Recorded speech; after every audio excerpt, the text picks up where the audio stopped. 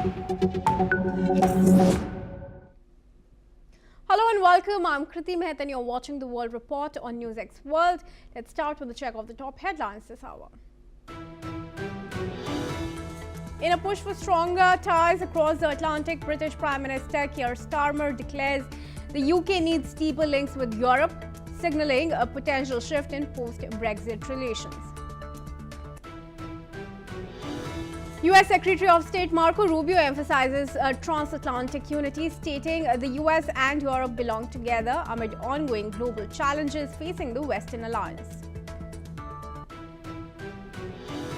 Following a major political victory in Bangladesh, BNP leader Tarique Rahman calls for national unity after his party's win, urging reconciliation in the divided nation.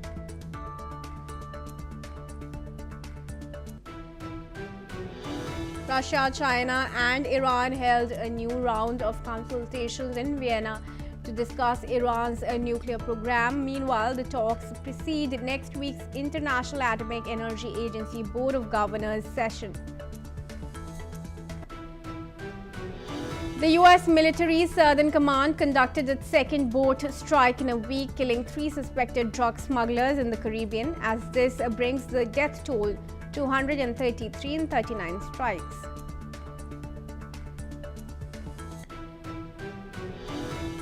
According to European Union observers, Bangladesh's 2026 parliamentary elections, which saw the Nationalist Party BNP win a landslide, were credible and competently managed. A European Union observer team chief said that the vote marked a pivotal step towards restoring democratic governance and the rule of law in Bangladesh. US President Donald Trump threatened to bypass Congress and issue an executive order to enforce voter laws ahead of the midterm elections. However, the proposed law has faced a strong opposition in the Senate. German Chancellor Friedrich Merz revealed that Berlin has initiated confidential talks with France regarding a European nuclear deterrent.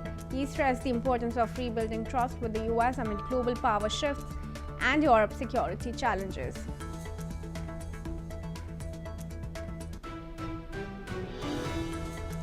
All right, viewers, on to now the top story, this bulletin. Now, at the Munich Security Conference, China's top diplomat Wang Yi has warned the United States against plotting on Taiwan, stating it could lead to a confrontation between the two countries. Wang emphasized that any attempt to split China through Taiwan would cross a red line. He urged Washington to adopt a positive and pragmatic approach while making it clear that China is prepared to handle various risks.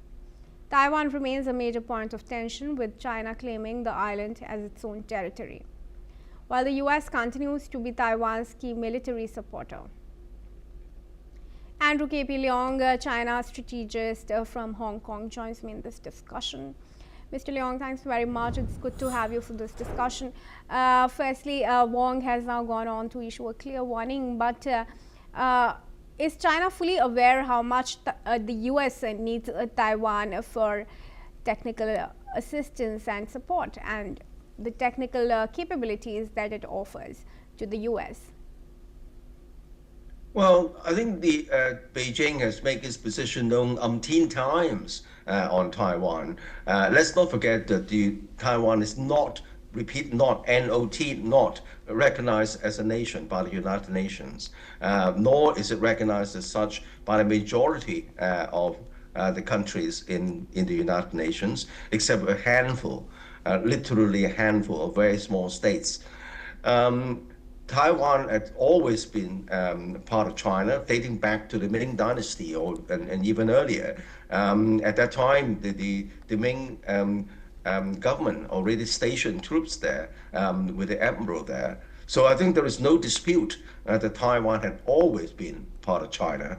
However, Taiwan is now a separate territory. After the defeat of the Kuomintang in China following the Civil War, and under the American policy, the Taiwan relations is governed by the Taiwan Relations Act, which was enacted decades ago in the United States. This act empowers the American administration to continue to supply arms to Taiwan to defend itself.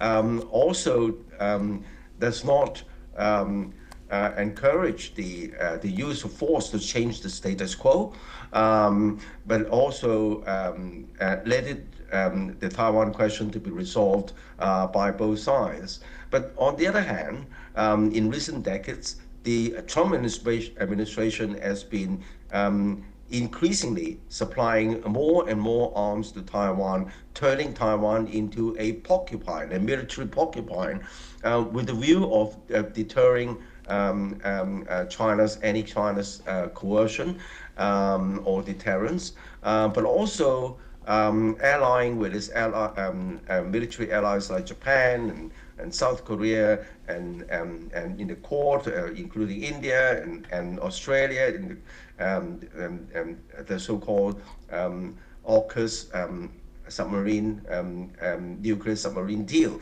All and then deploying assets in the first island chain center in Okinawa, the second island chain center in Guam, to contain China, but also to deter any kind of military action on Taiwan. Now, here is the rub, because in spite of the fact that President Xi did mention 2027, this was only a date to get the PRA ready to achieve insurmountable deterrence against any kind of unilateral declaration of independence. It's not, repeat, not a day for military action, because the priority for Beijing is still peaceful unification. How is that going to be achieved?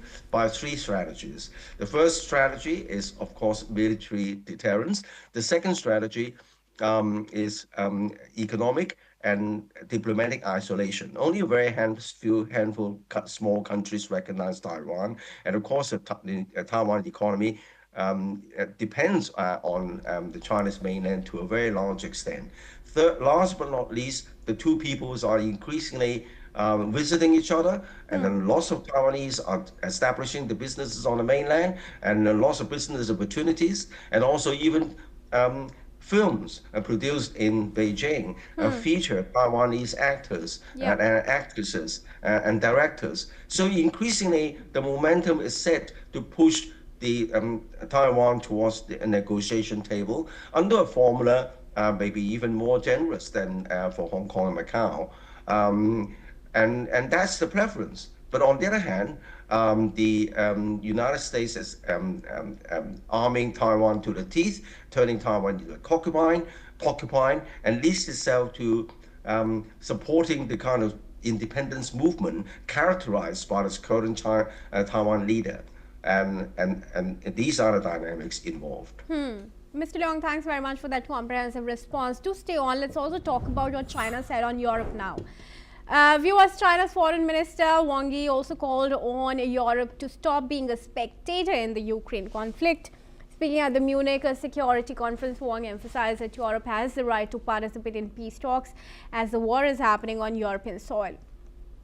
He acknowledged Europe's recent willingness to engage in dialogue with Russia, calling it a positive step. However, Wang urged Europe to go beyond dialogue and come up with its own proposals to help resolve the crisis. Let's listen in. 那么，欧洲不能够当旁观者。去年也是在这儿啊，那个时候美国同俄罗斯恢复了对话，欧洲好像被晾在了一边。我就是在这里讲的，我说，战火发生在欧洲大地上。 欧洲当然有权利，那么适时的参与到这个谈判的进程当中。欧洲不应该在菜单上，而应该是在餐桌旁。现在我们看到，欧洲也开始，鼓起勇气跟俄罗斯对话了，这是好事儿啊，我们支持。我们希望不仅仅是为对话而对话，而是应该欧洲拿出你们自己的解决问题的思路 和方案，同时在这过程当中，要形成一个那么更加均衡、有效、可持续的欧洲安全的新的一个架构。通过解决问题的根源，防止这种危机再次发生，真正实现欧洲的长治久安。中国，我们将会继续以自己的方式来全力的支持这个和平的进程。Request Mr. Leong to join us back in the discussion here. Mr. Leong, how significant really is this message that's coming out from China at a time when US is trying to negotiate the peace dialogue? China comes out and says, what is the European Union doing? Why is it not actively engaging in negotiations? Well, I think that what we're seeing now in this war of attrition between Russia and Ukraine, supported by Western allies, initially by the United States, but less so now, is that the war has been going on longer than the Second World War. It's past 4 years already. So I think that Ukraine is running out of bodies, running out of ammunition, and then running out of money because largely supplied by Europe. And that the European Union member states, their electorate are getting tired of this what appeared to be an endless war. So they're now increasingly also being sidelined by the United States and Russia. Don't forget that President Trump and Putin trying to agree on a plan behind the European Union's back.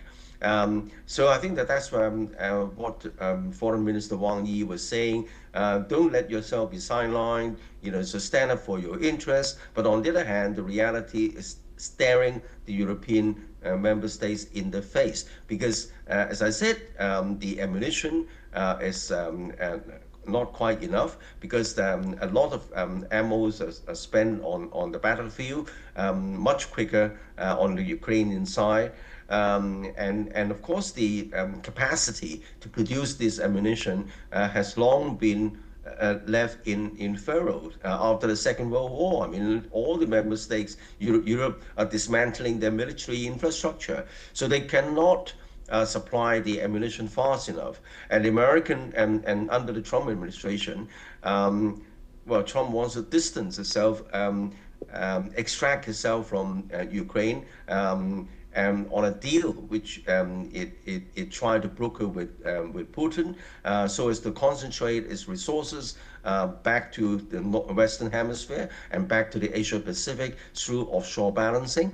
But on the other hand, Putin does not agree with the Trump one-sided plan entirely, and hence the war of attrition is carrying on. And meanwhile, the European member states feel less and less able to play a more constructive and proactive role, because it needs a lot of money, it needs a lot of backing from the electorate, European electorate, and these are huge deficits that need to be addressed, and hence the remarks by Wang Yi.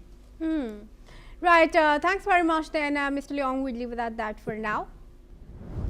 And we now move on, viewers. Now, NATO Secretary General Mark Rutte has said that the alliance and the United States are fully aligned in their approach to potential peace talks aimed at ending the war in Ukraine. Speaking on the sidelines of ongoing diplomatic engagements, Rutte said NATO and Washington remain on the same page, stressing that any peace process must be guided by Ukraine and respect its sovereignty and territorial integrity. Rutte emphasized that NATO continues to support Ukraine militarily and politically, while also backing diplomatic efforts that could lead to a just and lasting peace. He noted that discussions with the US focus on ensuring that any negotiations do not reward aggression or undermine European security.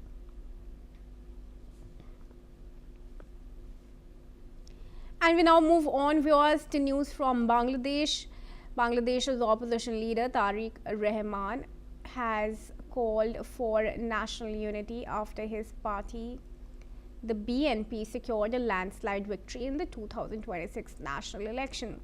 Rahman has acknowledged the country's fragile economy and weakened institutions left by the previous authoritarian regime of former Prime Minister Sheikh Hasina. Rahman has stressed the immediate challenges of restoring political stability and reviving crucial sectors, including the garment industry, which is essential to the country's economy as the world's second largest apparel exporter. Rahman has also pointed out that he sees the need to rebuild investor confidence damaged by years of political turmoil. Let's now listen in to that statement. Call upon all the political parties that participate in the election. Your ideas and views are important to us in the nation-building process. Our paths and opinions may differ, but in the interest of the country, we must remain united. I firmly believe that national unity is our collective strength, while division is our weakness. All right, joining me now in this discussion is Riaz Mahmood. He's ex-acting member secretary from New York State of the BNP. He's also a social activist and political analyst. Joins us from New York. Thanks very much, Mr. Mahmood, for joining us here at NewsX World. Firstly, BNP has secured a landmark victory. Elections that were held after 17 years saw the resurgence of BNP.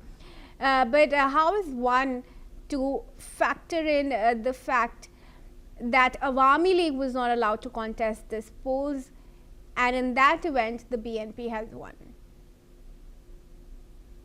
Thank you, Kriti, Mehta, for inviting me. Like after 17 years, Tarique Rahman returned homes, and all over the world, you guys sees that. Like there's people has a lot of high expectation from him. People think he's a superhero in Bangladesh. So and he has a lot of new ideas, which is he wants to put Bangladesh in very high-end country. He wants to develop the country in all over the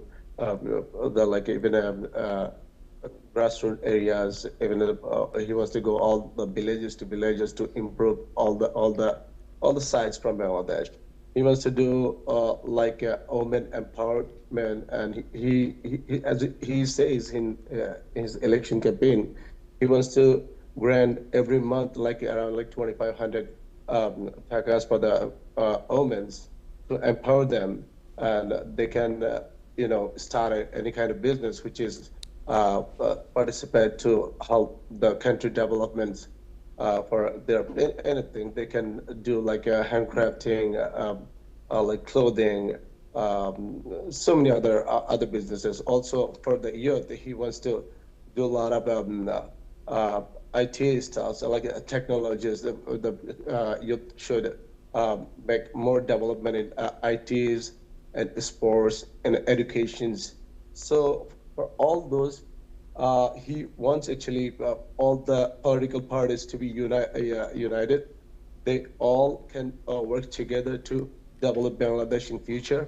And as you know, almost $234 billion has been stolen from the country by the Hasina regime, and people couldn't talk last 17 years. There's no freedom of speech. People was kidnapped, murdered, so many things. So we have to rid of all of this, and we have to develop the countries, and everybody now put in trust to this iconic superhero, which is Mr. Tarique Rahman. So we hope he can do very well for the country. Sure. Now, Tarique Rahman, the BNP has also sought Hasina's extradition from India. But with the threat to her life looming over if she returns to Bangladesh, do you think that extradition is going to happen? I'm not saying the Hasina will be back soon, because I don't think the Bangladeshi people will like that at this moment. So, but we would love to have her in Bangladesh, and she should face her whatever the Supreme Court declare as, I think, her case. She should face all those things. So if people accept her, she's a political leader as well. So she had a lot of bad stuff through her last 17 years. Her dictatorships. She was killing, murder, mafias. So she was controlling all those things. So from all those things, people wants to real that, So if she can come back, she has to face all those her procedures. Already Supreme Court declared for her I think death sentence. So let's see. I'm not seeing in this 10 years.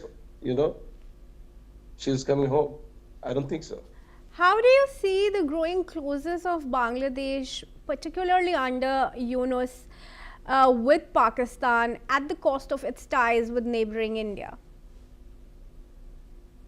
Look, in Yunus has been holding Bangladesh almost a year and a half. So as Mr. Rahman announcing, we are prioritize Bangladesh from every country. This is our country, so we need to work for the Bangladesh to develop that. So there's nothing to do with India or Pakistan. They're all our neighbors, all our friends. We all work our internal interest to each other, So I don't think it'll be a problem work with Pakistan and India. Anything we need to do a lot of exchanges as we are neighbor countries, and we need to keep a friendship. All right. And, yeah, go ahead. Sure. Mr. Riaz, now the criticism against your leader Tarique Rahman is that he was a leader in absentia, he was in exile. He's returned after 17 years, only after his mother has passed away, and he has cases of corruption against him. How is he going to build a nation with its economy reeling, people wanting security, despite all these charges that will probably place some mistrust of the public on him? Look, almost 20 crore people standing behind Mr. Rahman, as we believe he's a hero for the country, and we believe he can do this. And anything he says or he requests to the people, we all are ready to do it, everybody. So we trust on him, and I'm sure under his leadership, Bangladesh will recover all those things which we lost last 17 years. All right, Mr. Riaz, thanks very much then for joining me in this discussion here at NewsX World. And we move ahead now, viewers. Leaders gathered in Addis Ababa to open the African Union Summit, with Ethiopia's Prime Minister Abiy Ahmed calling for a confident and united Africa as the African Union celebrates its silver jubilee. UN Secretary General Antonio Guterres renewed his call for permanent African representation on the UN Security Council, stating this is 2026, not 1946, and urged immediate action to prevent further conflict in South Sudan and to secure a ceasefire in the Democratic Republic of Congo. Let's listen in to that statement. In South Sudan, the EU's high-level ad hoc committee provides an important chance to revive political dialogue and prevent renewed conflict. In the Democratic Republic of the Congo, commitments must be honored, starting with an immediate ceasefire in the respect of the territorial integrity of the RDC. And on to some tech news before we wind up. Viewers, NVIDIA CEO Jensen Huang will not attend the AI India Impact Summit next week in New Delhi. The company confirmed Huang had been expected to be one of the key attractions at the event, which will be inaugurated by Indian Prime Minister Narendra Modi. Despite Huang's absence, the summit remains a major event set to bring together global tech leaders and political figures, including Sundar Pichai and Sam Altman. Discussions will focus on the impact of AI on jobs, the environment, and responsible usage. The summit, running from February 16 to 20, is expected to shape the future of AI policy worldwide. And viewers, that's all we have time for. Keep watching NewsX World for more news updates from around the world.